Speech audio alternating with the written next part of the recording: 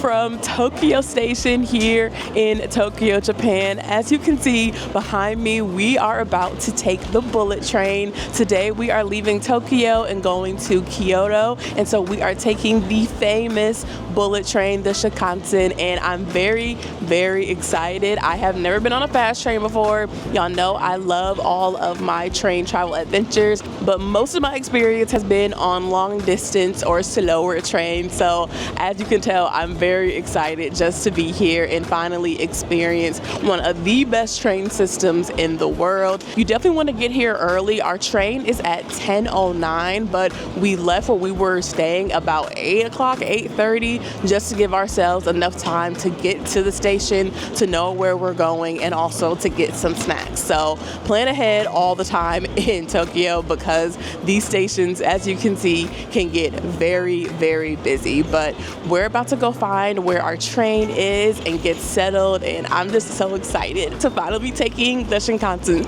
The Shinkansen is a network of high-speed trains in Japan running at a maximum operating speed of almost 200 miles per hour. It is most commonly correlated with using the JR Pass, but I bought an individual ticket instead, which was more cost-effective for my trip. I recommend buying snacks beforehand or when you get to the station. I was obsessed with onigiri, so that was always my choice. And if you're worried about navigating the train station, it honestly was not as daunting as I thought it would be before I arrived. There are tons of signage in both English and Japanese to help you navigate. Plus, there are staffed help desks as you are swiping into the station, where Japanese train workers are able to answer your questions. My ticket from Tokyo to Kyoto was $92 one way, and once I found my platform, I was all set to relax and wait for the train to junk journal and enjoy the ride.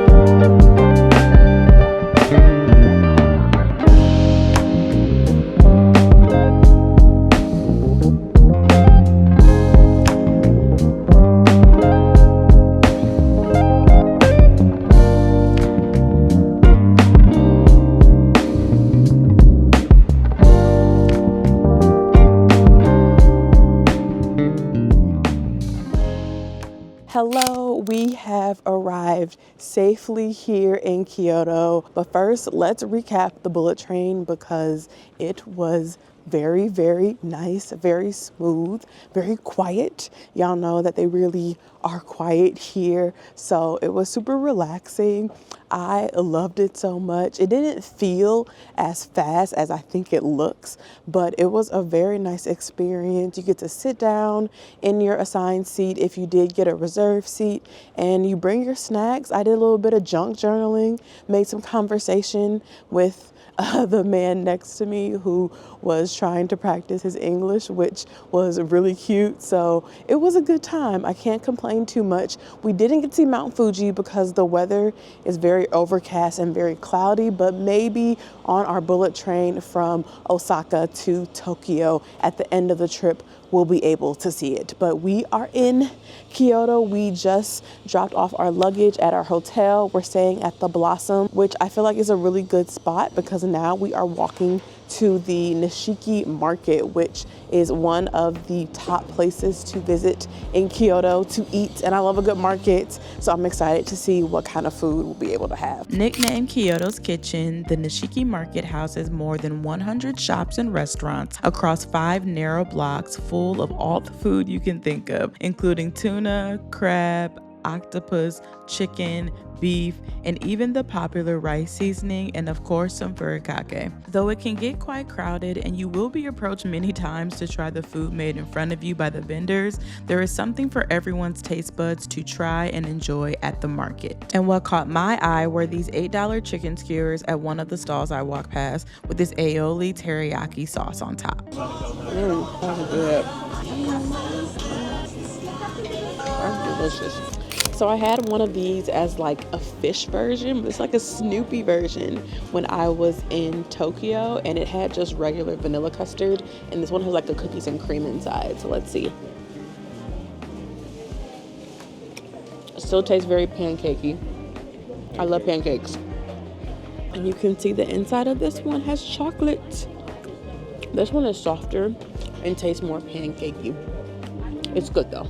You definitely want to bring cash for the market because many places do not accept card. But after one more crowded walkthrough, we headed to our first big activity in Kyoto, the Kyoto Samurai Experience that we found on TripAdvisor. Now, I've never been a samurai before, so we got dressed up in traditional samurai attire called a hakama, and we got to learn about the history of the samurai, the philosophies of Bushido, watch a demonstration, and eventually master the basics with a real katana, aka a Japanese sword. Which took political power away from the emperor.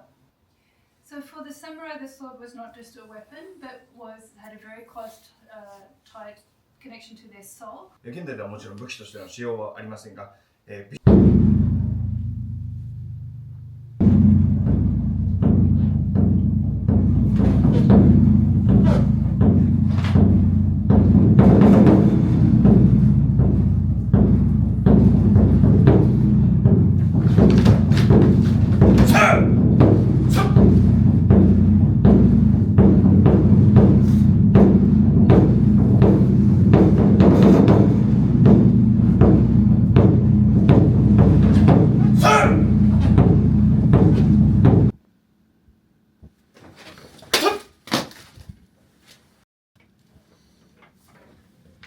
And now it was time to practice so I could become a samurai too.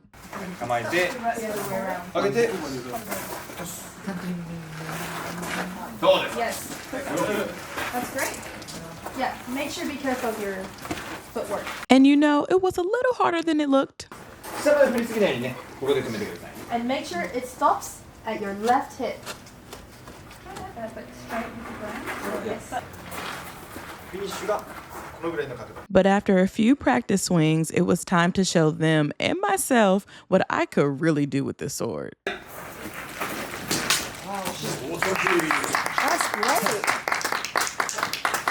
great. 完璧です。素晴らしい。横からです。ちょっとね、こう。では行きます。 Okay, ready? はい。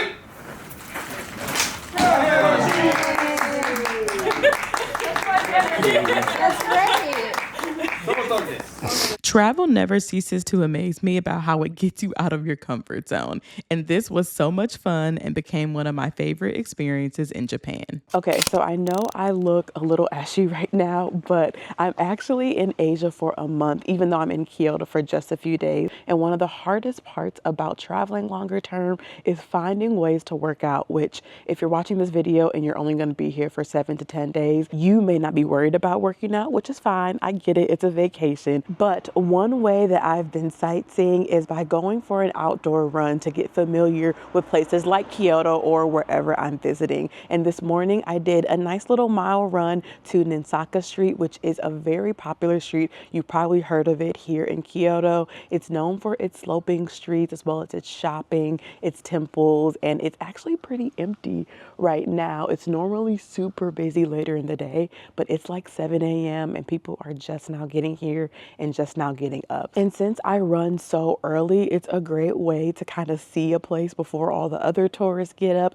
and also a great way to scope out places I may want to visit later when I am not sweaty and gross looking. So I will be back here later to actually enjoy some of the street food and the shopping, but if you ever want to get a workout in while you're traveling, go for a morning run or walk around the city. But okay, my nose is running, my lips look super chapped, and I need to head back to the hotel to get ready because I have a very exciting train adventure on the agenda for today.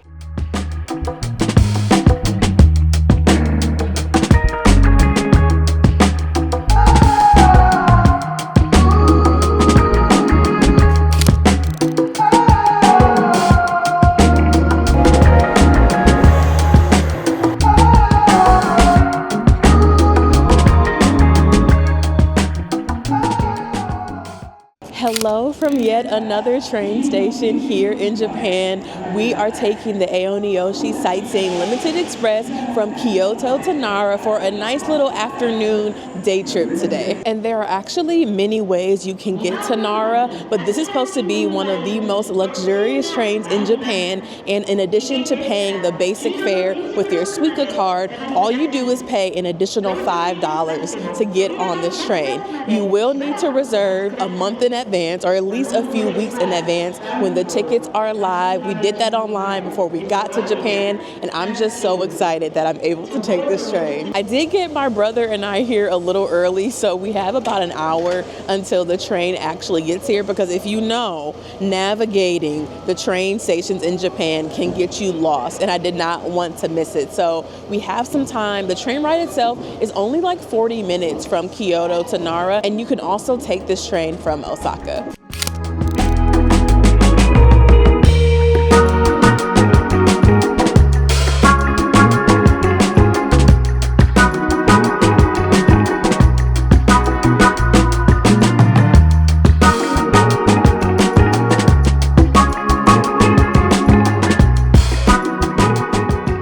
The Aoniyoshi is decked out in this funky burgundy, purple, and green decor with gold accents, offering seats for 2 people and groups of 4. There is also a cafe where you can buy some delicious treats and drinks that match the aesthetic of the train, plus you get a postcard to remember the trip.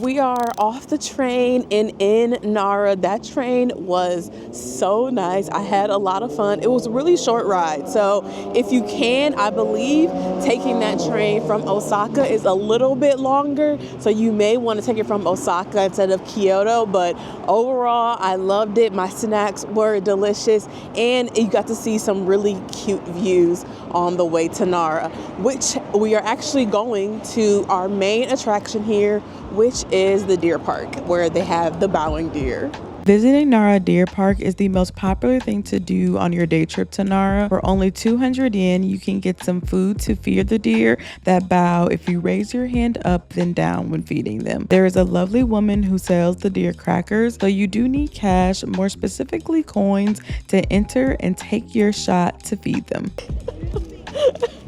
That one a little aggressive. Okay. Ready? You ain't playing with me. You ready? You gonna bow? No? Yes? There we go. There we go. All right. The deer can be eager, so be mindful of where you hold your snacks. And if you worked up your own appetite feeding the deer, head over into town to enjoy a street full of snacks and treats like the pounded mochi.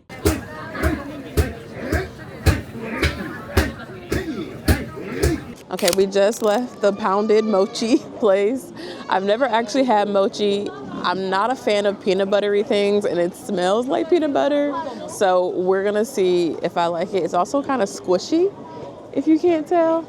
So I'm gonna do my first little taste.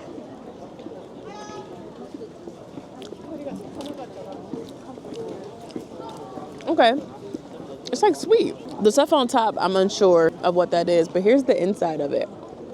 It's like a purple, is it beans? It's beans, I think. I knew it was like a rice flour situation. It's not bad. I don't know if it's something I would like gravitate towards, but you like pull it apart. It like just stretches on and on and on. I'm not mad at it. It's like a little savory, a little sweet. If you're a texture person, you ain't gonna eat this. I like it's fun to eat though. Nakatani dough specializes in this green mochi that comes from a mugwort plant, and the peanut butter smell was actually a nut-free alternative of roasted soybean powder called kanako. But there are so many places to eat and shop as you walk down the street. The aromas pull you in, which is how we ended up at this next spot for a sweet treat. I feel like a kid in a candy store, just like waiting for my treat. Yeah, same. Thanks for waiting. It smells so good. So here is the bubble waffle, and it's ginger cinnamon with vanilla, and then we put caramel on top. We got a little bit of the whipped cream, a little bit of the ice cream, and then let's grab a piece of the waffle.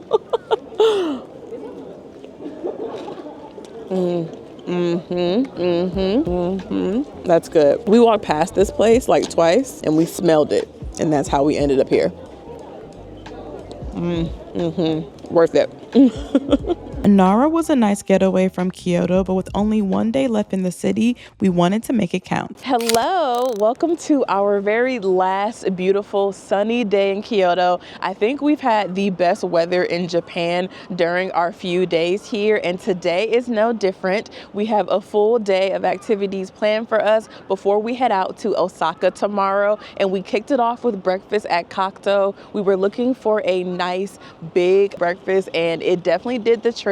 The pancakes were super fluffy. The fried chicken was fried and seasoned to perfection. And we're gonna catch some sun out here as we're walking around, enjoying the view of the Kamo River before we head over to our first stop of the day.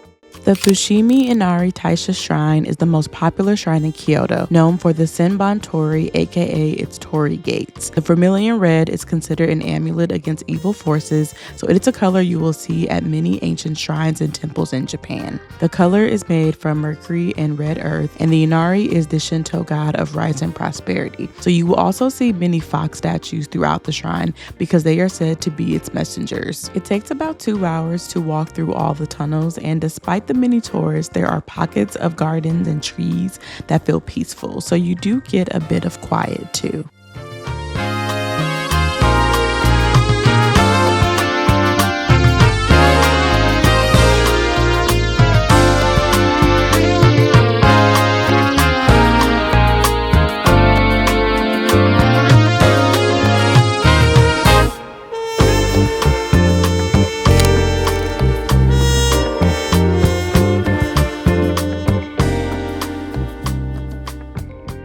The same vermilion color that can be seen at the Fushimi Inari Shrine is also at the Kiyomizudera Temple, which has an incredible view of the city and some of the most beautiful architecture that I saw while in Japan. While you can walk into the temple for about 500 yen, we only opted for the free portion outside, and within a few minutes walking, you can head over to Ninen-zaka Street, where I ran to earlier in the trip, so I could finally try the street food, in particular the mitarashi dango, which is a Japanese dumpling made with rice flour and covered with a sweet soy sauce glaze. I didn't know what to expect, but I was down to try it.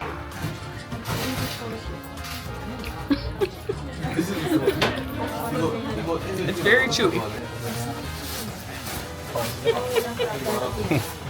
I don't think dango is the street food for me, but it was a nice snack to have before traveling on the Hankyu private train to Osaka, a premium train option on the Kyoto line. It marked the end of our time in the city with another spacious, comfortable, and a little luxurious train ride.